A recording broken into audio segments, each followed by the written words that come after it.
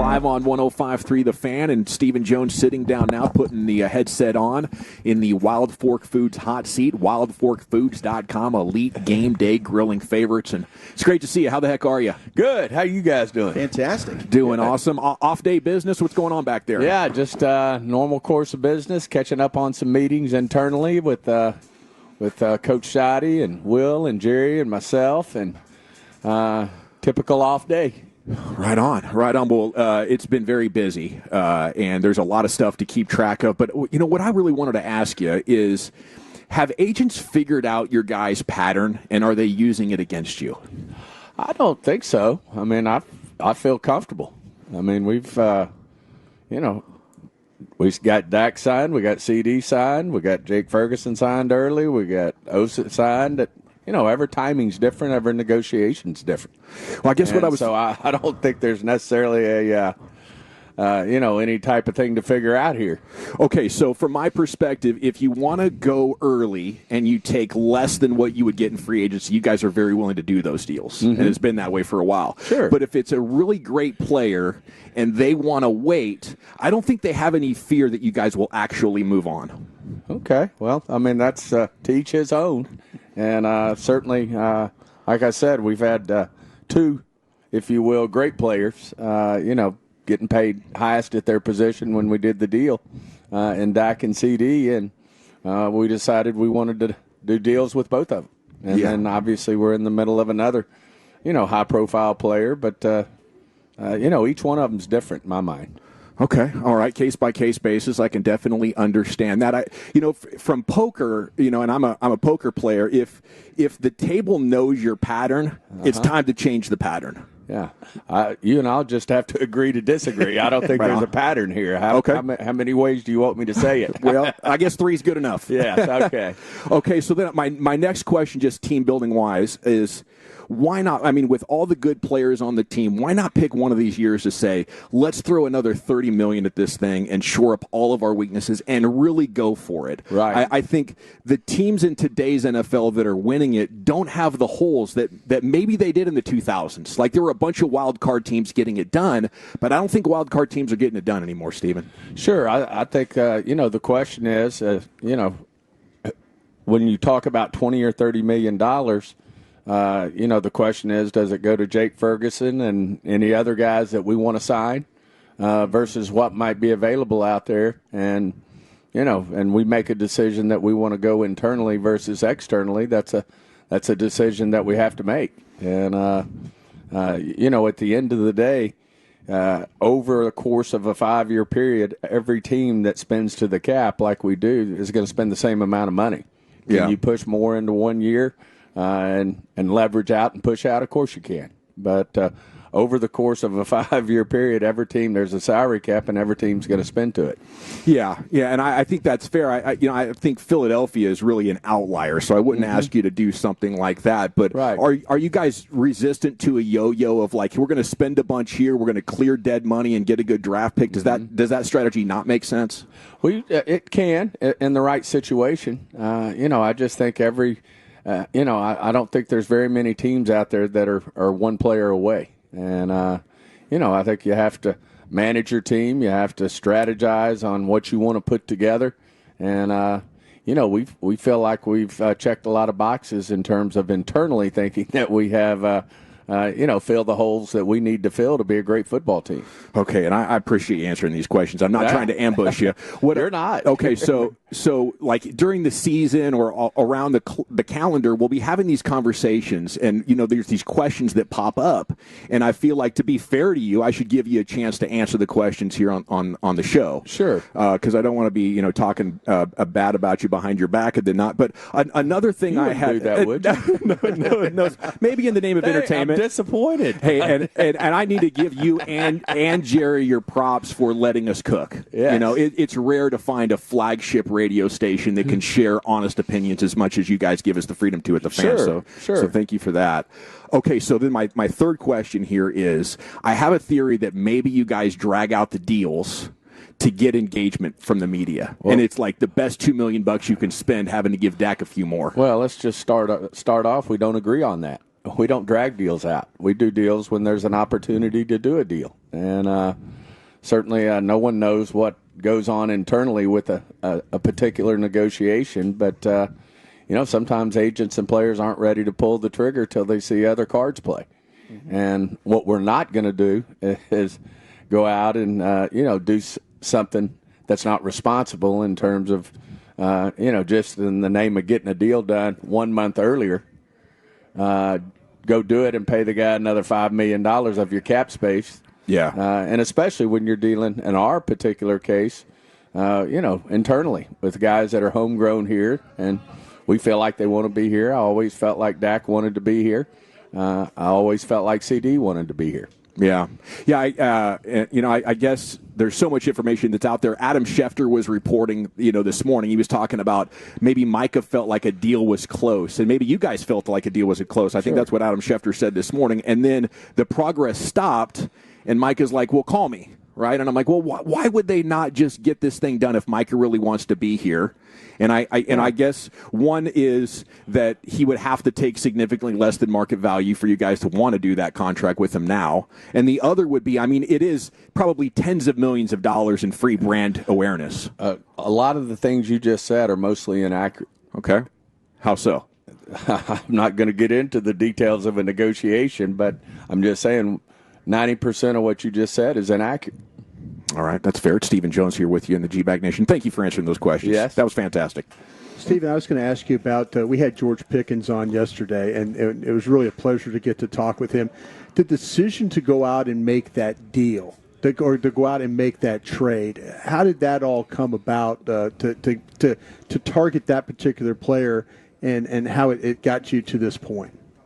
Yeah, I think obviously getting a receiver, a number 1A, 1, 2, 1, whatever you want to characterize a great receiver as, obviously was a priority in the draft.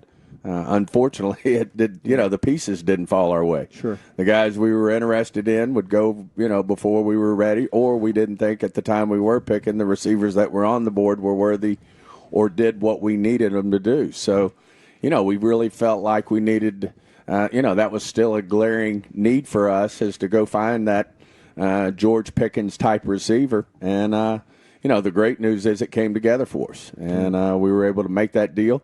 And certainly if we had, picked a receiver early in the draft and one would have fallen to us, then we probably wouldn't have been as interested in doing something like the George Pickens deal. Well, the Pickens trade, Elam, some of the other signings, they were former high draft picks. Mm-hmm. So how much into that are you going back to your old notes, what you thought of them coming out of the draft? And then at what point into a player's pro career does that maybe not hold as much weight because you've got to reevaluate them as a pro versus what you thought coming out of school? Yeah, we use both. We get all the information we can gather. Obviously, we go back to our original scouting reports on the player, his football character, all the things that we look into. And then we put the pro grade on him as well, and then we factor that in. We've had success with this. Obviously, we had a real high grade on Hooker, and Hooker's been a great player for us in terms of, what he's done for us. When we have guys that we had first-round grades on, we've had a lot of confidence in the way we've drafted and have success in that draft room, and so we do go back to that. But certainly, we also put a heavy portion of the grade, if you will, on his pro grade and how he's played. And, some of these guys, obviously, you're getting them for a lot less because, they didn't work out with that particular team. Man, how much of a relief was it yesterday to get that Guyton news? Oh, whew. We spent a half a day just in the tank. It really was a tough situation. It just, it shows you how fragile this game is, and he's having a hell of a camp. And, I'll say this, Dr. Cooper's pretty accurate at diagnosing those, and he doesn't miss many of them. But he was smiling ear to ear when he got to call us and say, I was wrong on this one. It's intact. So, it was a huge, huge plus, not only for obviously us, but just the organization, the coaching staff smiling ear to ear today. It's just because he was making really great progress out there, and he'll continue to do that. I think he's certainly learned a lot, matured a lot. I think this new coaching staff's really helped him. Not that Coach Solari wasn't a great tool for him as well, but I think they're straight up with Tyler, and I know he'll respond well and do the rehab he needs to do, and hopefully even beat the prognosis and get back even earlier. Are you guys looking externally at all, or is that an internal patch? We always looking for for help, and we'll continue to look for ways to make our team better. And but we do have guys. One guy I'll point out, and he's probably going to go with ones. Till we get Tyler back, is Nate Thomas. He's having a really good camp for us. He's exceeded expectations. He's serious-minded about what he's doing out there, and the coaches are really liking what he's doing out there. So, we do feel like we've got some good players there that can certainly do the job. Stephen, Jerry never pulls punches.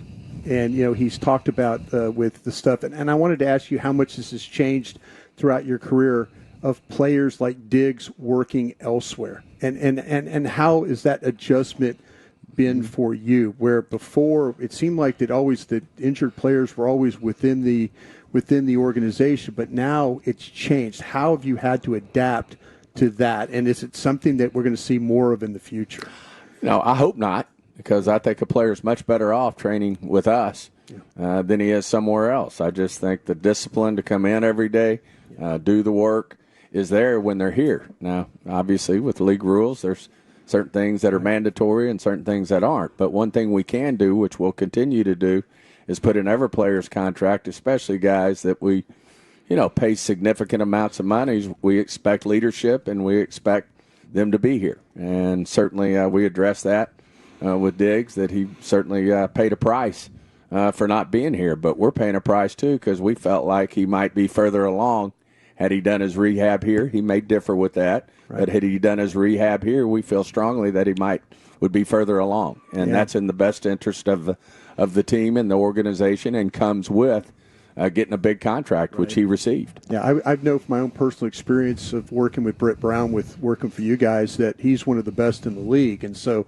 I couldn't imagine being somewhere else. But is there differences? Does players have differences, you think, with your training staff? Is that kind of why they're maybe going elsewhere? I mean, other than Diggs, everybody was here. Sure. So I don't know who you're talking about other than Diggs. Well, Diggs, I'm saying with Diggs, though, do you think there was a difference there? Do you think there's a difference in I think every player is different, Brian. I think obviously when we sit down and we talk about paying a player, giving him a big contract, this is discussed at length with the player and the agent.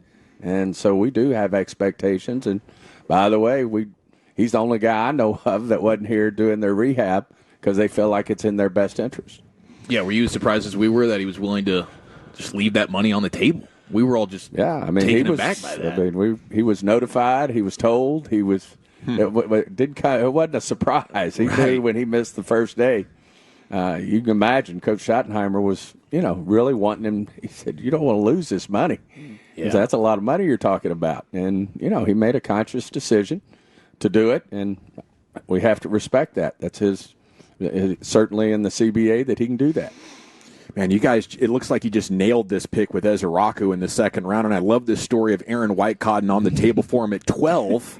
How surprised were you 32 picks later? Well, we were surprised. And really, believe it or not, that's not, it was just a blinking light. And, we were thinking receiver. We were thinking a lot of different things. But when you have a player that you have rated highly and they fall to you like that, then, you that's when we've made our best picks. I mean, we weren't thinking receiver when we picked C.D. Lamb, but he was a blinking light up there in terms of, being a great player. Same thing with Micah. When we drafted him, there's just some guys you have to take because the grades say you take them. And of course, the great thing about Donovan is, as good a football player as he's displayed out here, he's a better man. And does everything the right way, works his ass off. Everything's a plus with him.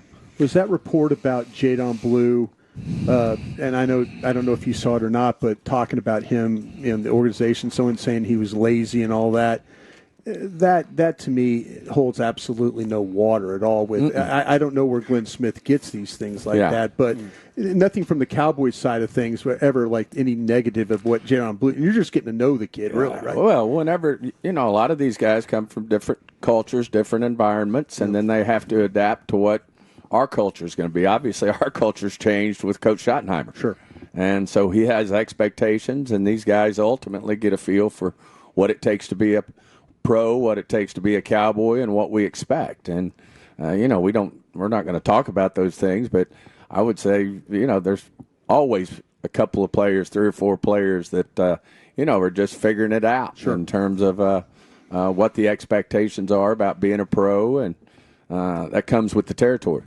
What was it about Ferguson that made you guys want to go ahead and make the deal, especially after last year's a little banged up? But I guess there's a confidence that moving forward he's going to be highly productive. Well, we think he's going to be very productive, and of course somebody like a George Pickens is only going to help him, right? Because there's going to be some distractions away from Ferguson. That maybe he was probably our number 2 target last year after CD, and but his football character's special. Jake, he plays the game the right way. He does everything the right way. He wants to be here. Certainly he's respected supremely by his teammates, starting with the quarterback, which is important as well when the quarterback thinks so highly of somebody. And, he saw what happened, with Schultz, who we really thought a lot of. Right. And, he decided, hey, I want to be a Cowboy. I don't want to be playing it out and then maybe going somewhere else. He wants to wear a star and be a Dallas Cowboy, and he represents all the things, that we want in a Dallas Cowboy. Deron Bland mentioned after practice yesterday that there had been some talks, maybe getting his deal done. We've often talked about like outside versus inside with Deron Bland because he's shown that he can play both at a high level. Do you view him either or, and is he maybe next up to get this thing inked? Well, he's versatile, and anytime you're versatile in this league, it's valuable. And, he's a guy we think a lot of, and certainly if he's willing to share that, it's probably accurate. Good. So that's a good thing. But, not to be defensive to our conversation, I mean, we have these talks. We're not a team necessarily that waits. And, at the end of the day, to ultimately get a deal done, you've got to finally get to a point, and there's reasons why some of these guys want to wait and a reason why some of them – I mean, we did Dak's deal a year early. He still he had a contract, could have played it out. But, I just, that's something that we're always looking for opportunities. And it's not necessarily because you can get a bargain on them. It's just because, hey, they decide that they want to go ahead and take care of themselves. And you never know, when something happens like yesterday and it's not good results. And, you wake up and a player gets injured, and he says, damn, I wish I would have gone ahead and done my contract. Because sometimes it can affect your value. If you sit out a year and you're coming off a major knee injury, you can, it can hurt your value. Stephen, you did an interview or a little talk after one of the meetings at the owners' meetings there, and you said, hey, I don't want to answer any more questions about it. It was talking about some contract stuff and all that. I sensed there, and that's just my observation, I sensed a level of frustration with agents. Not allowing you to do something you're really good at, and that's negotiate. Do you and I'm not saying you're calling out agents. I'm calling out agents for you because I honestly. It takes two to tango. No, and I'm watching it and I'm saying, I've worked for that man. He's frustrated he can't do something he's good at because they're not allowing him to do it. Well, I would say this. I just think all agents have different styles. Sure. And not all styles are styles you like, right? But they can still be very effective. Sure. And so, I just, at the end of the day, in my mind, and I think in Jerry's mind, these agents work for these players, and the player has to decide what's important to him. Right. And I do think these agents are very, very smart. I think they understand it now more than ever.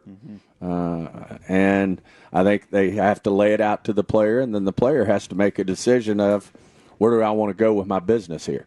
Right. And do I want to push the envelope? Am I willing to be, Dak's the ultimate guy who was willing to bet on himself every time, and he just wasn't concerned about it. There's other guys who want to get the business in the rearview mirror and get it behind them.